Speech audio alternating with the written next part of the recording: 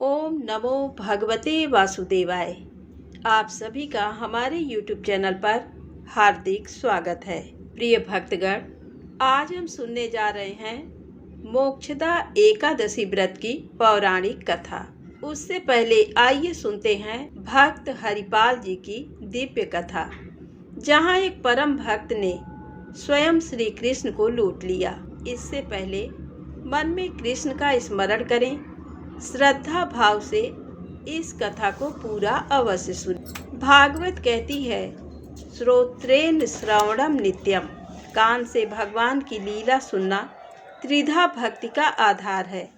ये कथा सुनने से पाप नष्ट होते हैं, भक्ति का रस चखते हैं और द्वारिकाधीश का साक्षात्कार होता है। हे कान्हा, हमारा मन तेरी भक्ति में लीन कर दे। तो आइए अब कथा को शुरू करते हैं। जय श्री कृष्णा, राधे राधे। हरिपाल नाम के एक महान भक्त हुए हैं।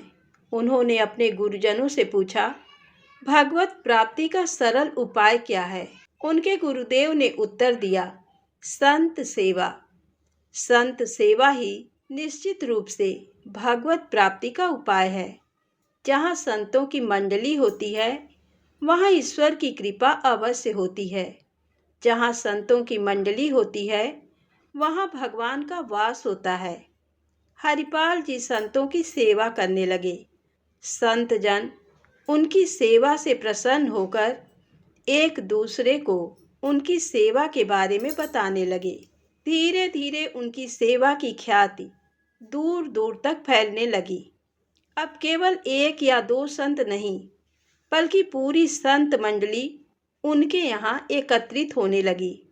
अन्य तीर्थों से आने वाले श्रद्धालु भी हरिपाल जी के स्थान पर रुकते, क्योंकि वहाँ संत सेवा और भगवत भजन का अद्भुत वातावरण था। हरिपाल जी संत सेवा में इतने तल्लीन हो गए कि जो भी उनके पास अन्न धन या संपत्ति थी, वह सब धीरे धीरे समाप्त हो गई। संतों की भीड़ रोज बढ़ती गई। उन्होंने अपनी जमीन बेच दी, कीमती गहने बेच दिए और जो भी संचित संपत्ति थी उसे संतों की सेवा में लगा दिया। अब स्थिति ये हो गई कि सेवा के लिए कुछ भी शेष नहीं बचा।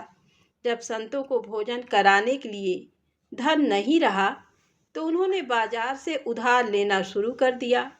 हजारों रुपए का कर्ज हो गया। उस समय 1000 रुपए की बहुत बड़ी महिमा थी। 1 रुपए में ही ढेर सारी सामग्री आ जाती थी। हरिपाल जी ने अपनी सारी संपत्ति साधु सेवा में लगा दी और जब बाजार से उधार लेना भी संभव नहीं रहा, तो दुकानदारों ने कर्ज देने से इनकार कर दिया। अब वह दुकान पर गए तो दुकानदारों ने कहा, हरिपाल जी, पहले का उधार चुका दीजिए। अब बाजार में आपको कोई कर्ज नहीं देगा। आपकी सारी संपत्ति समाप्त हो चुकी है। अब हरिपाल जी के घर में ऐसी कोई भी वस्तु नहीं बची थी जिसे बेचकर संतों को भोजन कराया जा सके। लेकिन संत मंडली दिन प्रतिदिन बढ़ती जा रही थी। कोई जय द्वारिकाधीश का जय घोष कर रहा था, तो कोई जय सिया राम और कोई हर हर महादेव। संतों की अलग अलग मंडलियां लगातार आती रहीं। हरिपाल जी सोचने लगे, अब क्या करें? हमने अपनी पूरी संपत्ति संत सेवा में समर्पित कर दी, बाजार से कर्ज भी ले लिया, लेकिन अब कोई उधार भी नहीं दे रहा। संतों को भूखा कैसे जाने दें? चाहे हमें कुछ भी करना पड़े, हम उनकी सेवा अवश्य करेंगे। तब उन्होंने एक कठिन निर्णय लिया। हरिपाल जी ने एक भाला लिया और जंगल के मार्ग पर बैठ गए। वे बलिष्ठ शरीर के थे। उनका तेजस्वी रूप देखकर ही लोग भयभीत हो जाते थे। वे किसी को मारते नहीं थे।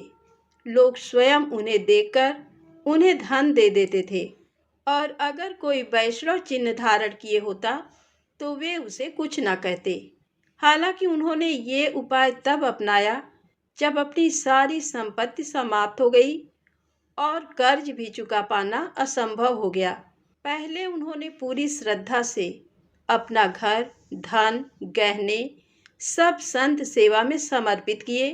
फिर बाजार से उधार लिया और जब कोई साधन शेष नहीं बचा तब इस उपाय को अपनाया। धीरे धीरे ये बात फैल गई कि यदि कोई यात्री रास्ते में राम कृष्ण का नाम ले ले तो हरिपाल जी उसे रोकते नहीं थे। लोग डर के मारे हाथ जोड़ते और राम कृष्ण का उच्चारण करते हुए निकल जाते। यात्रियों को पता था कि यहाँ डाकू भाला लिए खड़ा है, लेकिन ये भी समझ गए थे कि यदि तिलक लगा हो और मुख से हरि नाम निकले तो वह कुछ नहीं कहेगा। धीरे धीरे ये स्थिति ऐसी हो गई कि जंगल से गुजरने वाला हर व्यक्ति तिलक लगाकर और नाम जपते हुए जाने लगा। भले ही वे अपने जीवन में पहले कभी हरिनाम का स्मरण ना करते हों, लेकिन इस मार्ग से निकलने के लिए वे अवश्य ही नाम स्मरण करने लगे। इस प्रकार हरिपाल जी के प्रताप से पूरे क्षेत्र में नाम संकीर्तन की धारा बहने लगी। लेकिन इस वजह से अब उनके लिए किसी को भी लूटना मुश्किल हो गया और फिर एक बार संत सेवा के लिए धन की कमी होने लगी। एक दिन बड़ी संख्या में संत मंडली हरिपाल जी के घर आ पहुंची। हरिपाल जी बड़े हर्षित हुए और अपनी पत्नी से बोले, आज तो हमारे बड़े भाग्य हैं कि इतने संत हमारे घर पधारे हैं। लेकिन अगले ही क्षण चिंता ने उन्हें घेर लिया। भोजन की कोई व्यवस्था नहीं है, बाजार से उधार लेना अब संभव नहीं और हमारे पास कुछ भी नहीं बचा है। पत्नी ने कहा, घर में अन्न का एक भी दाना नहीं है, संतों को भूखा कैसे जाने दें? ये तो बहुत बड़ा अनर्थ हो जाएगा। हरिपाल जी ने कहा, क्यों ना पड़ोस से कुछ मांग लें। उनकी पत्नी आस पड़ोस में मदद मांगने गई, लेकिन जैसे ही वे किसी के द्वार पर पहुंचती और कहती, संत आए हैं, लोग दरवाजा बंद कर लेते। पहले ही बहुत बार संत सेवा के नाम पर हरिपाल जी ने बहुत कुछ मांग लिया था, अब कोई भी देने को तैयार न था। थकी हारी वे वापस लौटी और दुखी होकर बोली, अब कोई भी कुछ देने को तैयार नहीं है। आपके संत सेवा के व्यवहार का ऐसा प्रभाव हुआ है कि लोग देखते ही दरवाजा बंद कर लेते हैं। हरिपाल जी मुस्कुराए और बोले, कोई बात नहीं, जब सब रास्ते बंद हो जाते हैं तब केवल भगवान का सहारा होता है।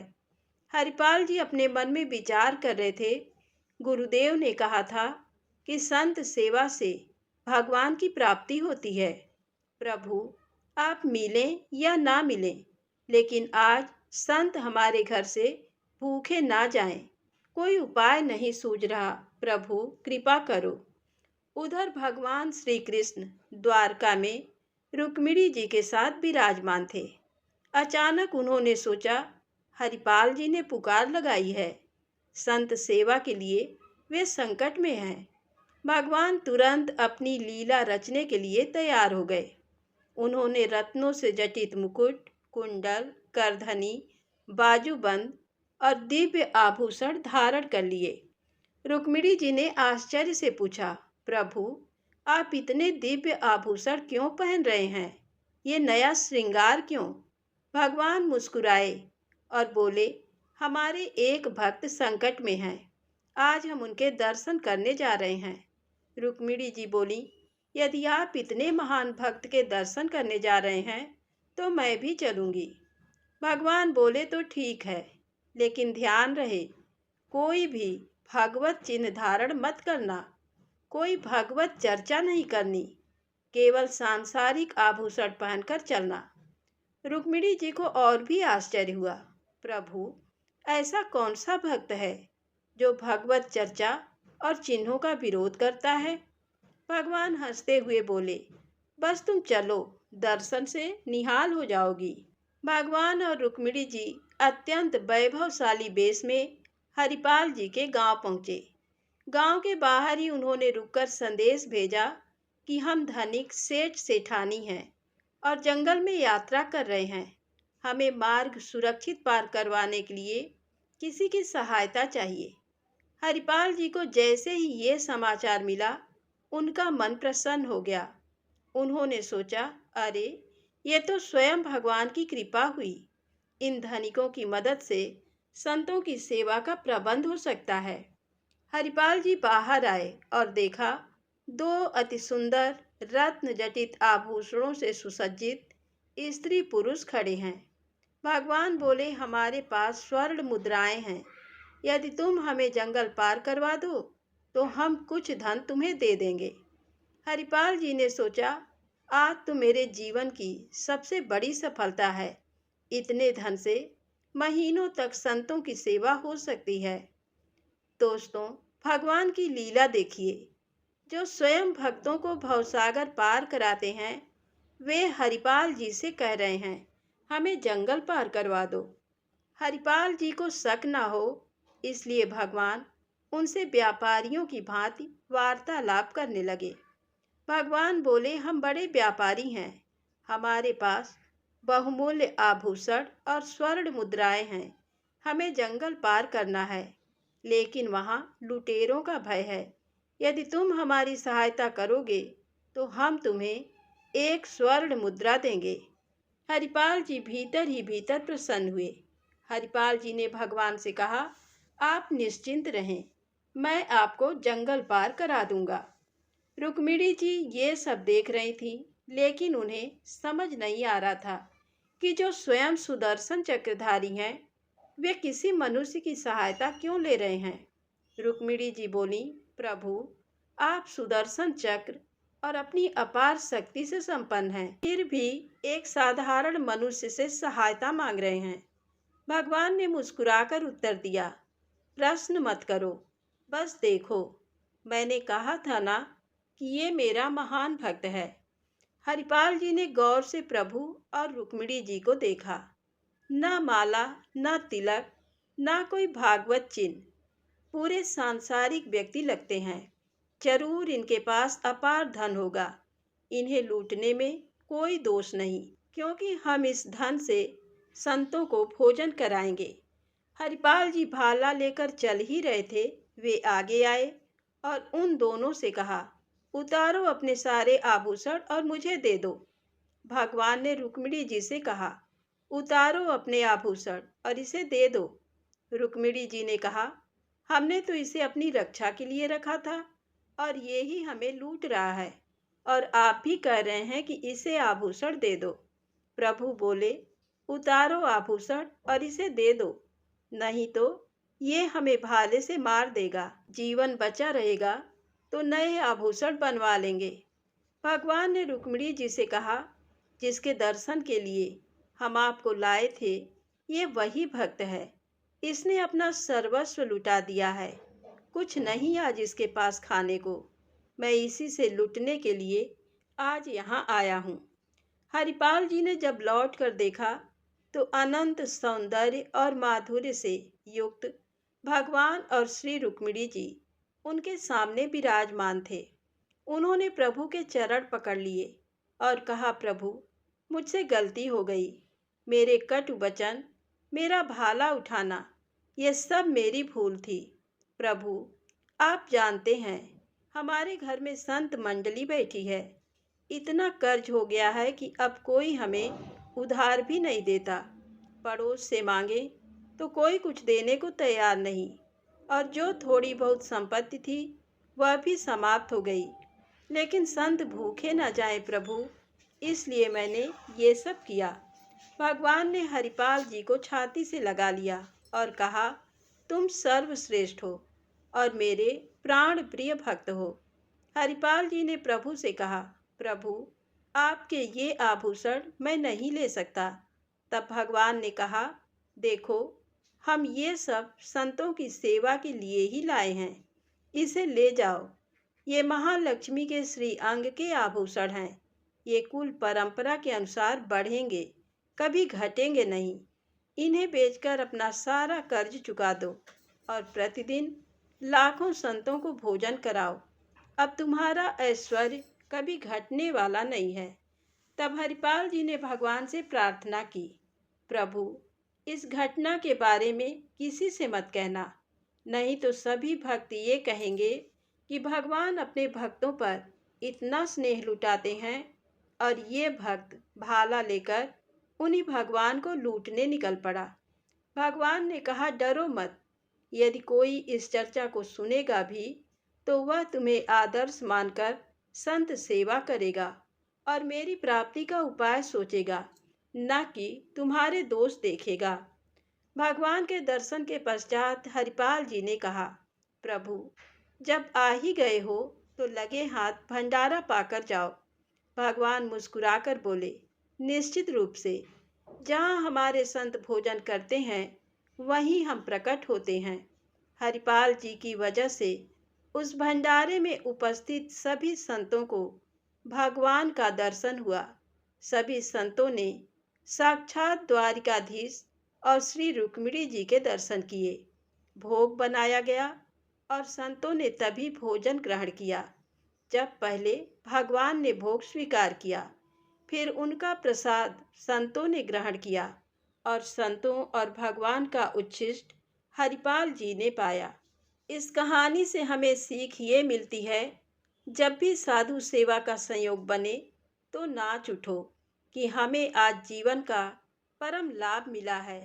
साधु सेवा निश्चित रूप से भगवत प्राप्ति कराती है। तो प्रेम से बोलें, राधे राधे, जय श्री कृष्णा।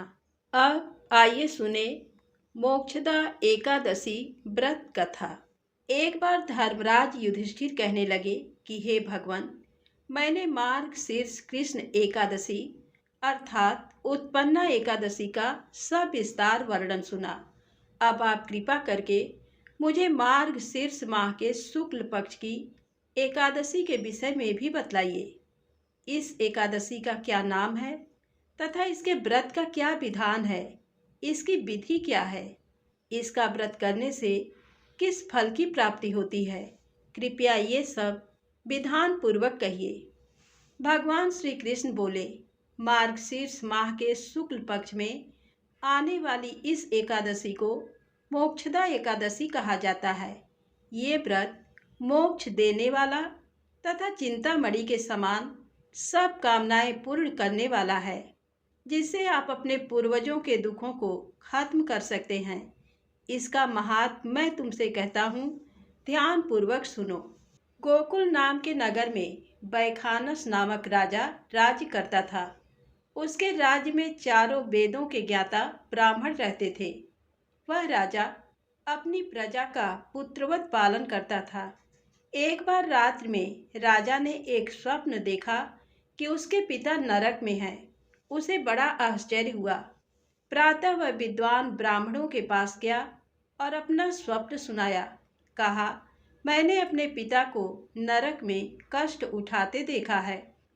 उन्होंने मुझसे कहा कि हे पुत्र, मैं नरक में पड़ा हूँ, यहाँ से तुम मुझे मुक्त कराओ। जब से मैंने ये वचन सुने हैं तब से मैं बहुत बेचैन हूँ। चित्त में बड़ी अशांति हो रही है। मुझे इस राज, धन, पुत्र, स्त्री, हाथी, घोड़े आदि में कुछ भी सुख प्रतीत नहीं होता। क्या करूं? राजा ने कहा, हे ब्राह्मण देवताओं, इस दुख के कारण मेरा सारा शरीर जल रहा है। अब आप कृपा करके कोई तप, दान, व्रत आदि ऐसा उपाय बताइए जिससे मेरे पिता को मुक्ति मिल जाए। उस पुत्र का जीवन व्यर्थ है जो अपने माता पिता का उद्धार न कर सके। एक उत्तम पुत्र जो अपने माता पिता तथा पूर्वजों का उद्धार करता है, वह 1000 मूर्ख पुत्रों से अच्छा है। जैसे एक चंद्रमा सारे जगत में प्रकाश कर देता है, परंतु हजारों तारे नहीं कर सकते। ब्राह्मणों ने कहा, हे राजन, यहाँ पास ही भूत, भविष्य, वर्तमान के ज्ञाता पर्वत ऋषि का आश्रम है। आपकी समस्या का हल वे जरूर करेंगे। ऐसा सुनकर राजा मुनि के आश्रम पर गया। उस आश्रम में अनेक शांत चित्त योगी और मुनि तपस्या कर रहे थे। उसी जगह पर्वत मुनि बैठे थे। राजा ने मुनि को साष्टांग दंडवत किया। मुनि ने राजा से सांगो पांग कुशल पूछी।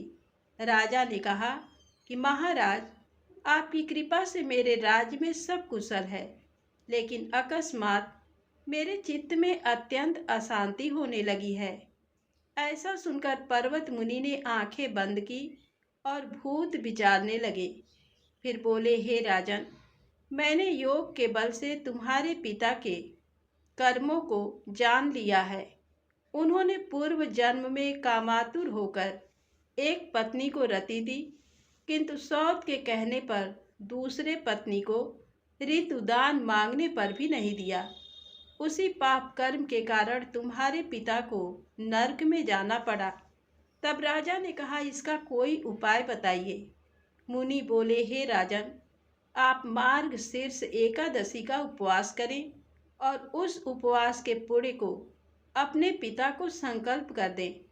इसके प्रभाव से आपके पिता की अवश्य नरक से मुक्ति होगी। मुनि की ये वचन सुनकर राजा महल में आया और मुनि के कहने अनुसार कुटुंब सहित मोक्षदा एकादशी का व्रत किया। इसके उपवास का पुण्य उसने पिता को अर्पण कर दिया। इसके प्रभाव से उसके पिता को मुक्ति मिल गई और स्वर्ग में जाते हुए वे पुत्र से कहने लगे, हे पुत्र, तेरा कल्याण हो। ये कहकर स्वर्ग चले गए। मार्गशीर्ष मास की शुक्ल पक्ष की मोक्षदा एकादशी का जो व्रत करते हैं उनके समस्त पाप नष्ट हो जाते हैं। इस व्रत से बढ़कर मोक्ष देने वाला और कोई व्रत नहीं है। इस दिन गीता जयंती मनाई जाती है। साथ ही ये धनुर्मास की एकादशी कहलाती है। अतः इस एकादशी का महत्व कई गुना और भी बढ़ जाता है। इस दिन से गीता पाठ का अनुष्ठान प्रारंभ करें तथा प्रतिदिन थोड़ी देर गीता अवश्य पढ़ें। तो प्रिय भक्तजनों, मोक्षदा एकादशी की कथा श्रवण करने मात्र से ही पाप नष्ट होते हैं और पुण्य की प्राप्ति होती है।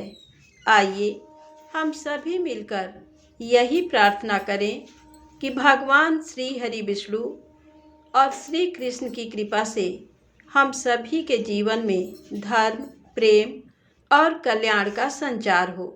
तो प्रेम से बोलें, लक्ष्मी नारायण भगवान की जय हो। आइए सुनते हैं ग्यारस माता की कथा। एक बार देवर्षि नारद जी बैकुंठ लोक को गए। वहां उन्होंने भगवान श्री लक्ष्मी नारायण जी को प्रणाम किया। फिर नारद जी ने श्री हरि से कहा, प्रभु, अब धरती पर आपका प्रभाव कम हो रहा है। धर्म पर चलने वालों को कोई अच्छा फल नहीं मिल रहा। जो पाप कर रहे हैं उनका भला हो रहा है। तब श्री हरि कहने लगे, ऐसा नहीं है देवर्षि, जो भी हो रहा है सब नियति के कारण हो रहा है। श्री हरि की बात सुनकर नारद जी बोले, प्रभु, मैं तो देखकर आ रहा हूँ कि पापियों को तो अच्छा फल मिल रहा है, लेकिन भला करने वाले और धर्म के रास्ते पर चलने वाले लोगों को बुरा फल मिल रहा है। उन्हें दुख भोगने पड़ रहे हैं। भगवान ने कहा, देवर्षि, कोई ऐसी घटना बताओ जिससे तुम्हें ये लग रहा हो। नारद जी कहने लगे, प्रभु, अभी अभी मैं एक जंगल से आ रहा हूँ। वहाँ पर एक गाय दलदल में फंसी हुई थी। कोई भी उसे बचाने वाला नहीं था।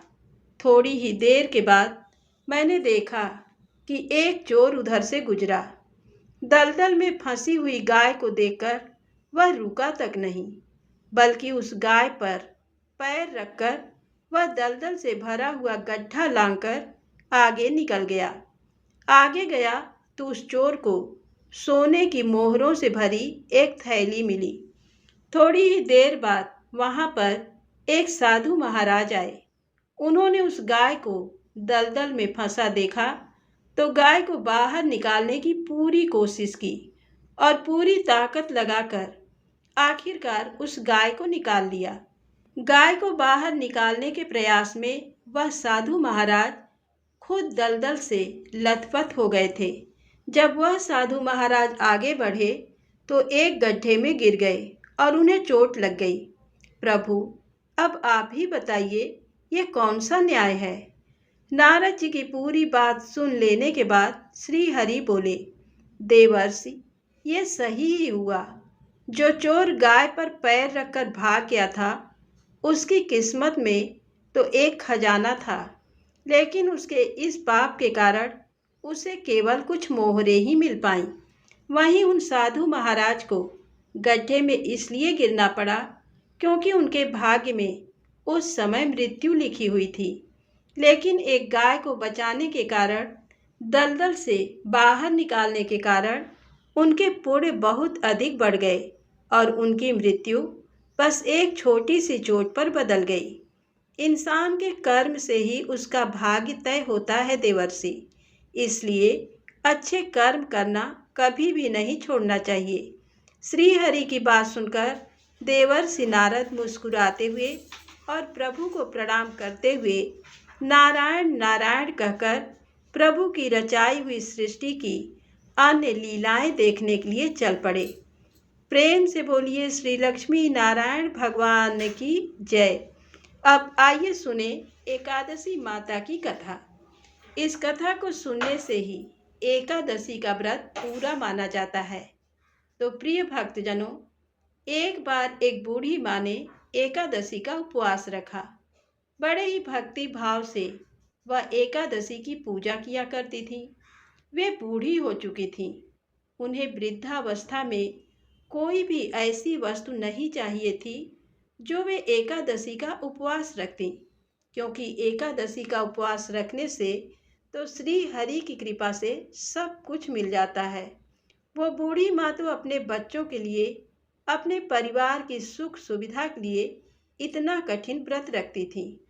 वे दिन भर तो बड़ा कठिन मन करके और अपनी प्यास को किसी तरह से रोके रहीं, क्योंकि एकादशी के व्रत में वह जल की एक बूंद भी ग्रहण नहीं करती थी। द्वादशी को ही जल पीकर वह अपने व्रत का पारण किया करती थी। दिन भर उन्होंने किसी प्रकार अपने मन को संयमित रखा, पूजा पाठ की, व्रत की कथा पढ़ी सुनी और फिर पंडित जी को मिट्टी के एक पात्र में भरकर पानी और मौसमी फल दान में दिए। दोना भरकर शक्कर भी वितरित की। उन्हें गर्मी के कारण बड़ी बेचैनी हो रही थी। एक तो निराहार और निर्जल रहकर उपवास रखा था और ऊपर से प्यास भी अधिक सता रही थी। इस कारण उन्होंने सोचा कि चलो पानी में बैठूं, शायद थोड़ी शांति मिले। ये सोचकर वह पानी में बैठी रहीं। पानी से बार बार कुल्ला करती और मुंह हाथ धोती रहीं। तब कहीं जाकर उन्हें थोड़ा बहुत चैन मिला। एक तो धूप तेज की पड़ रही थी, इस कारण बूढ़ी माँ का मुंह सूखा जा रहा था। बूढ़ी माँ बड़ी बेचैन हो रही थी। एक तो बुढ़ापा, दूसरा ये भयंकर गर्मी।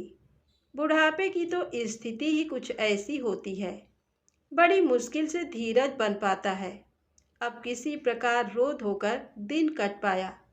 अब बूढ़ी माँ के सामने पहाड़ सी लंबी रात थी, जिसका कट पाना बड़ा ही मुश्किल दिखाई दे रहा था। चारपाई पर पड़ी हुई बूढ़ी माँ को किसी प्रकार भी शांति नहीं मिल रही थी।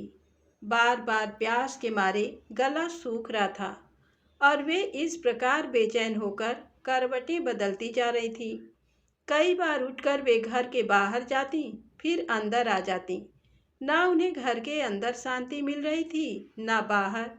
वे पड़ी पड़ी एकादशी माता को याद करती रहीं और मन में ध्याती रहीं कि हे माता, आप मेरी लाज रखिएगा, आप ही मुझे शक्ति दीजिएगा ताकि मैं भली भांति आपका व्रत कर सकूं और ये पहाड़ सी रात सुकून से बीत जाए।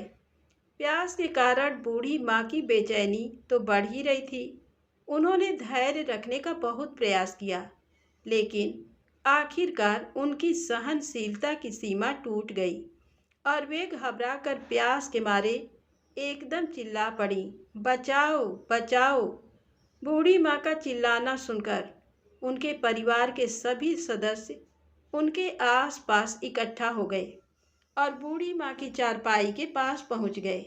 सब बोले, अम्मा जी, क्या हुआ आपको? क्यों चिल्ला रही हो? और जब आपसे व्रत नहीं रखा जाता तो इस बुढ़ापे में इतना कठिन व्रत क्यों कर रही हो? अम्मा जी, अगर शरीर में ताकत है तभी तो भक्ति हो पाएगी। आप पानी पी लीजिए। बूढ़ी माँ अपने परिवारजनों से बोली, मेरे तो प्यास के मारे प्राण ही निकले जा रहे हैं। जरा जल्दी से मेरी छाती पर ठंडे पानी का घड़ा तो रख दो। नातियों ने दौड़कर दादी की छाती पर ठंडे पानी का बर्तन रख दिया।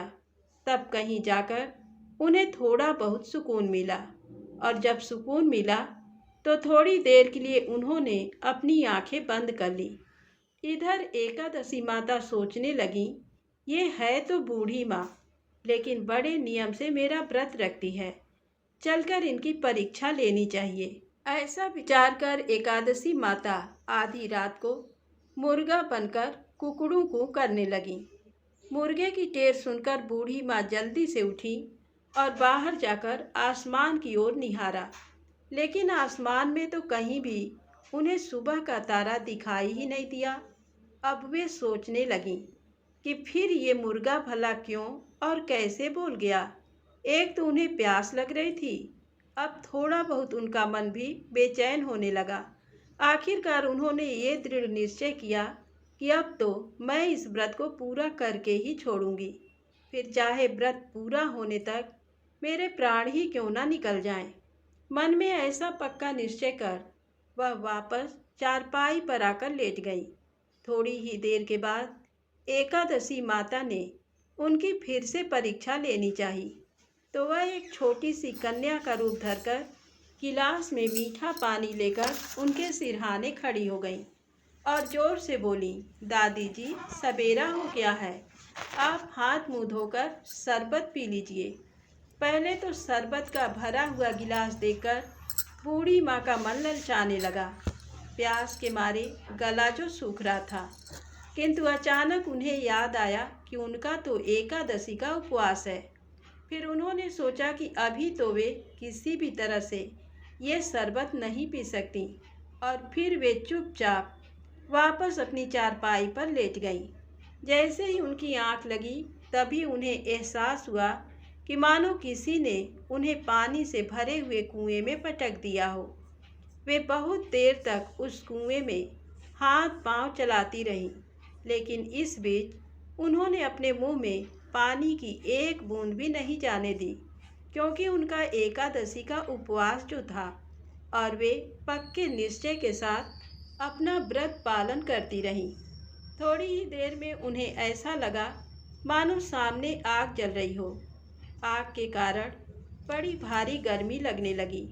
प्यास के मारे उनके प्राण निकलने लगे, लेकिन इतना सब होने के बाद भी बूढ़ी माँ ने पानी की एक बूंद भी नहीं पी। वे तो बस चारपाई पर बैठी बैठी एकादशी माता का ध्यान करती रहीं। अब सवेरा होने में बस कुछ ही समय है, ये जानकर वे बड़ी तसल्ली के साथ इधर उधर घूमने लगीं। एकादशी माता अब तक ये बात अच्छी तरह से समझ गई कि इन बूढ़ी माँ को किसी भी प्रकार से अपने व्रत से नहीं टाला जा सकता। वे उनके सत्य व्रत को भली भांति समझ गई थी। अब सवेरा हो गया तो बूढ़ी माँ ने स्नान किया, भगवान श्रीहरि का पूजन किया, फिर एकादशी माता की कथा सुनी, ब्राह्मणों को दक्षिणा देकर भोजन कराया। तब कहीं जाकर उन्होंने जल ग्रहण किया। कन्याओं को भोजन कराने के बाद बूढ़ी माँ ने फिर स्वयं भोजन किया, और उस श्रेष्ठ व्रत के प्रभाव से बूढ़ी अम्मा की आयु में वृद्धि हो गई। उनकी आयु बढ़ गई, उनका घर परिवार हरा भरा हो गया। अब उनके घर में किसी भी चीज़ का कोई अभाव नहीं रहा। उनका घर हर प्रकार के सुख साधनों से भर गया। नाती नातिन से उनका घर भर गया, और वे उसी दिन से 12 महीने की एकादशी का व्रत करने लगीं। एकादशी माता के व्रत के पुण्य प्रताप से इस संसार में हर प्रकार के सुख भोग कर वह बूढ़ी माँ अंत में भगवान श्रीहरि के धाम को चली गई। जैसे एकादशी माता ने उन बूढ़ी माँ को और उनके परिवार को हरा भरा किया, वैसे ही हे एकादशी माता हम सभी की मनोकामनाएं पूर्ण कीजिएगा। तो प्रेम से बोलें, लक्ष्मी नारायण भगवान की जय हो, ग्यारस माता की जय हो।